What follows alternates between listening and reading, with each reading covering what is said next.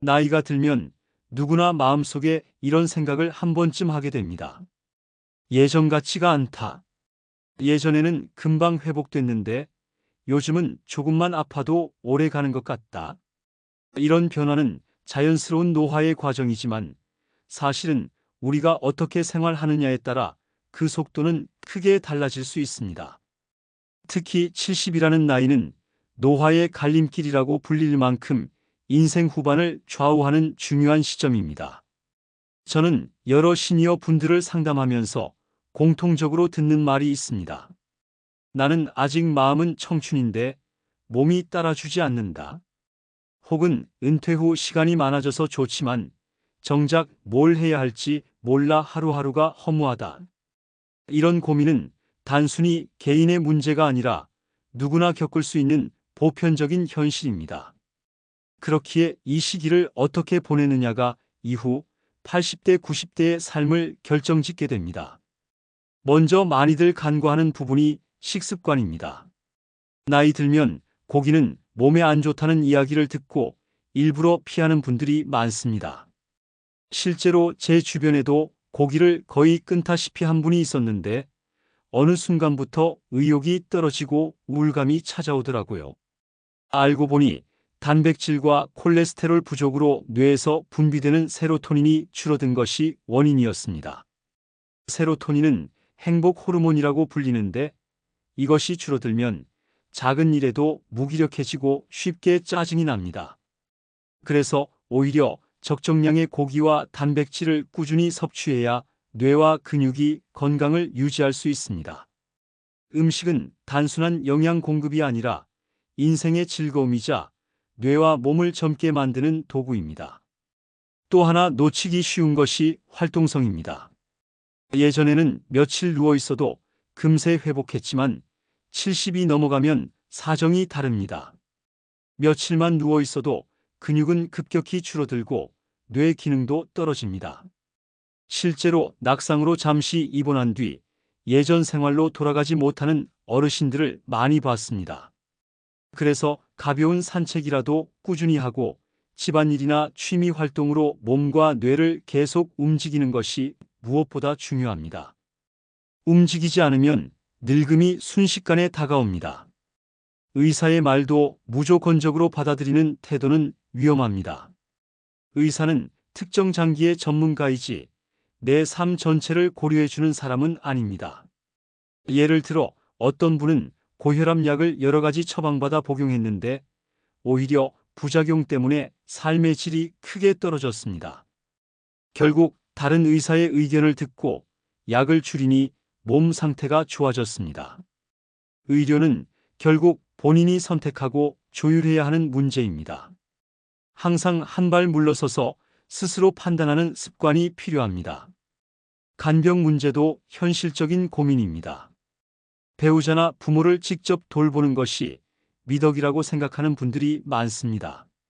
그러나 장기간 간병은 본인 체력과 정신을 소모시키고 결국 간병이 끝난 후에는 간병 후유증으로 본인 건강마저 무너지는 경우가 많습니다. 실제로 제 지인의 어머니는 10년 넘게 아버지를 돌보다가 정작 아버지가 세상을 떠나자 본인이 큰 병을 얻어버렸습니다. 그래서 가족 간병을 무조건 혼자 떠안기보다 공적요양제도나 간병보험을 활용해 체계적으로 분담하는 것이 현명합니다. 그래야 남은 인생도 지킬 수 있습니다. 그리고 70대는 새로운 습관을 들릴 수 있는 마지막 시기입니다. 독서든 걷기든 악기든 무엇이든 좋습니다.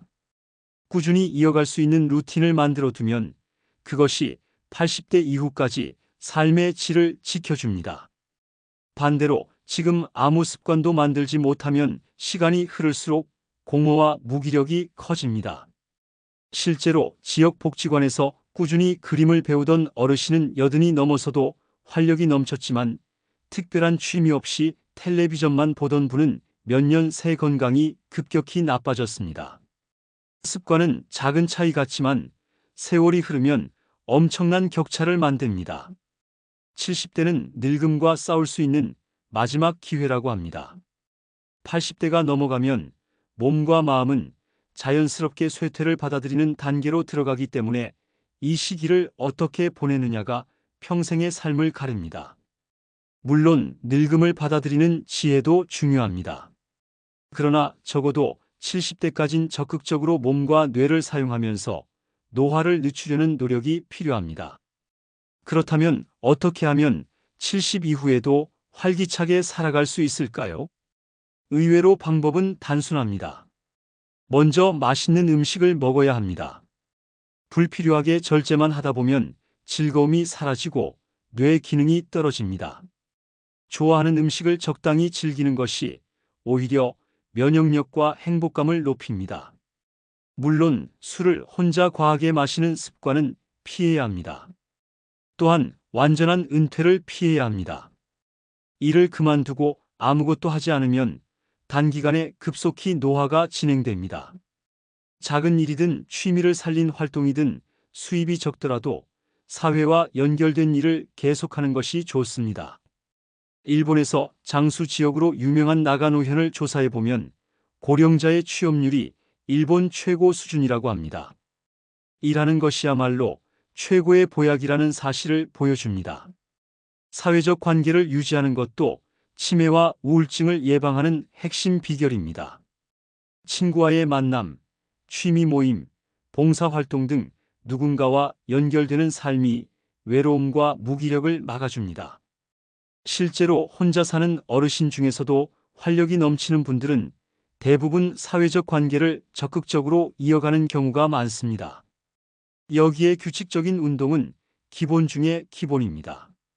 걷기, 수영, 가벼운 등산 등은 근육과 심폐 기능을 지켜줍니다. 운동은 단순히 몸을 움직이는 것이 아니라 뇌를 자극해 기억력과 사고력 유지에도 큰 도움이 됩니다. 무엇보다 혼자보다는 함께하는 운동이 오래 지속되기 쉽습니다. 여든이 넘어가면 결국 늙음을 받아들이는 지혜가 필요합니다. 그러나 70대까지는 여전히 늙음을 미루고 싸울 수 있는 힘이 남아 있습니다.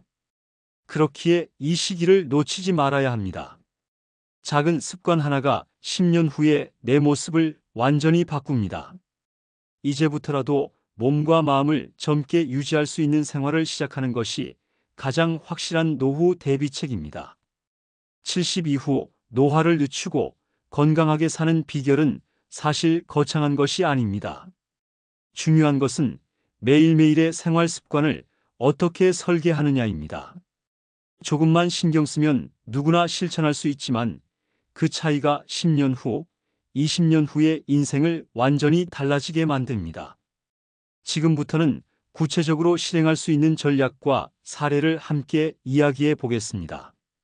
먼저 식습관을 바꾸는 것이 출발점입니다.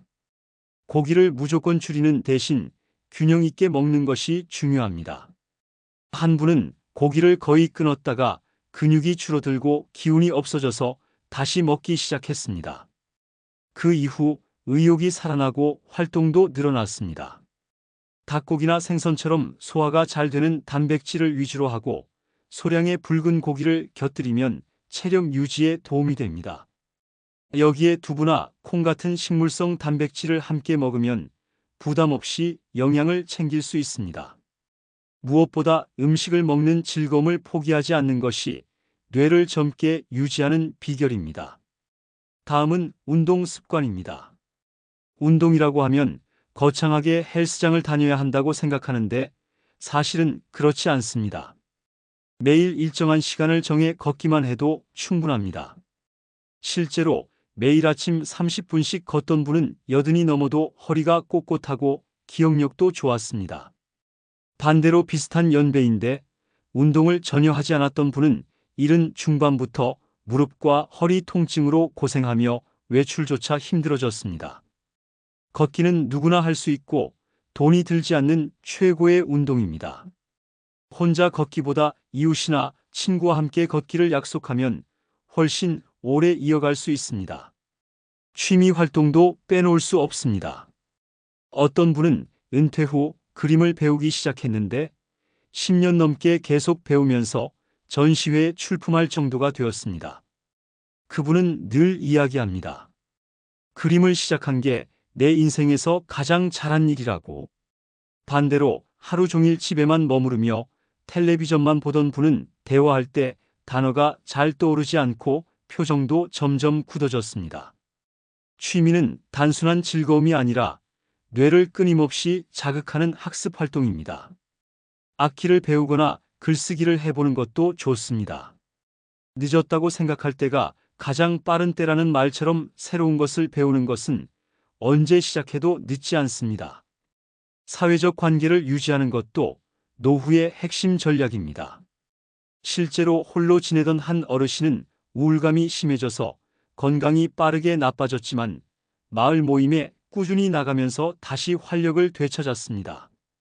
사람을 만나는 것이 귀찮을 때도 있지만 대화를 나누고 웃다 보면 마음의 문이 열리고 삶의 의욕이 생깁니다. 친구나 이웃과의 약속을 생활 속에 정기적으로 넣어두는 것이 필요합니다. 자녀와 손주와의 관계도 마찬가지입니다. 자주 만나지 못하더라도 영상통화로 얼굴을 보며 안부를 묻는 것만으로도 정서적 안정에 큰 힘이 됩니다. 또 하나 중요한 것은 일하는 습관입니다. 많은 분들이 은퇴와 동시에 완전히 손을 놓아버립니다. 하지만 일을 전혀 하지 않으면 삶의 리듬이 무너지고 뇌도 빠르게 늙습니다. 실제로 작은 가게를 운영하거나 지역사회에서 봉사를 하는 분들은 나이를 잊은 듯 활력이 넘칩니다. 돈을 많이 벌기 위한 일이 아니라 하루의 일정한 시간 동안 사회와 연결되어 있다는 사실이 건강을 지켜줍니다. 가능하다면 자신의 경험을 살릴 수 있는 일을 찾아보는 것도 좋습니다. 예를 들어 예전 교사였던 분은 방과 후 공부방에서 아이들을 가르치며 삶의 의미를 다시 찾았습니다. 정신적인 습관도 중요합니다.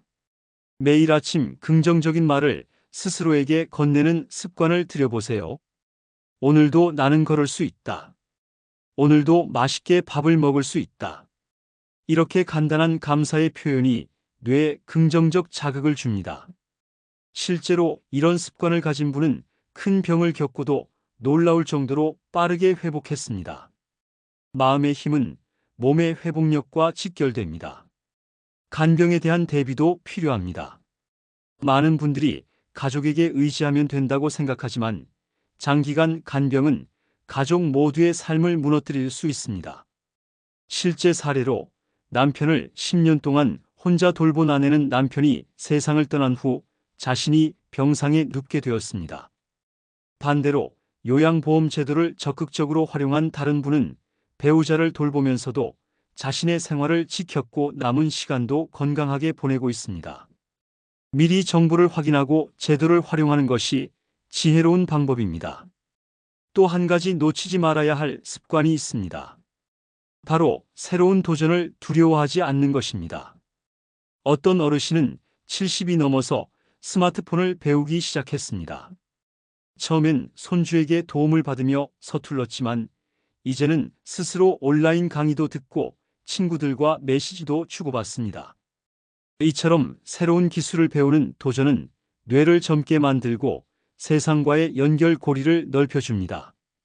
배우고 도전하는 삶은 나이를 불문하고 언제나 사람을 활기차게 합니다. 이 모든 습관들은 사실 특별한 재능이나 큰 돈이 필요하지 않습니다. 중요한 것은 지금 당장 한 걸음을 내딛는 용기입니다. 오늘 저녁 식사에 단백질을 조금 더 챙기는 것, 내일 아침 10분이라도 걸어보는 것, 오래 연락하지 못한 친구에게 전화를 걸어보는 것, 이런 작은 실천이 쌓여서 인생 후반을 완전히 바꾸게 됩니다. 여기서 꼭 기억해야 할 점이 있습니다. 70대는 늙음을 미룰 수 있는 마지막 기회라는 사실입니다. 여든 이후에는 어쩔 수 없이 노화를 받아들여야 하지만 70대에는 여전히 변화할 수 있는 힘이 남아 있습니다. 그렇기에 지금 이 순간부터 시작해야 합니다. 늦었다고 생각할 때가 가장 빠르다는 말처럼 지금 시작하면 충분히 늦지 않습니다. 여러분은 어떤 습관을 가지고 계신가요? 혹시 고기를 피하고 있지는 않으신가요? 혹시 은퇴 후 하루 종일 집에서만 지내고 있지는 않으신가요? 혹시 새로운 것을 배우는 것을 두려워하고 있지는 않으신가요? 이 질문에 스스로 답해보고 작은 변화를 만들어 보시기 바랍니다. 저는 이 영상을 통해 여러분께 드리고 싶은 말이 있습니다. 우리는 누구나 나이를 먹지만 누구나 똑같이 늙는 것은 아닙니다. 준비하고 실천하는 사람만이 건강하고 자립적인 노후를 살 수 있습니다. 여러분도 오늘부터 변화를 시작해 보시기 바랍니다. 오늘 영상이 도움이 되셨다면 구독과 좋아요 눌러주시고요. 여러분이 지금 하고 계신 습관이나 앞으로 바꿔보고 싶은 습관이 있다면 댓글로 남겨주세요. 서로의 경험을 나누면서 함께 더 건강한 노후를 만들어 갈 수 있을 것입니다.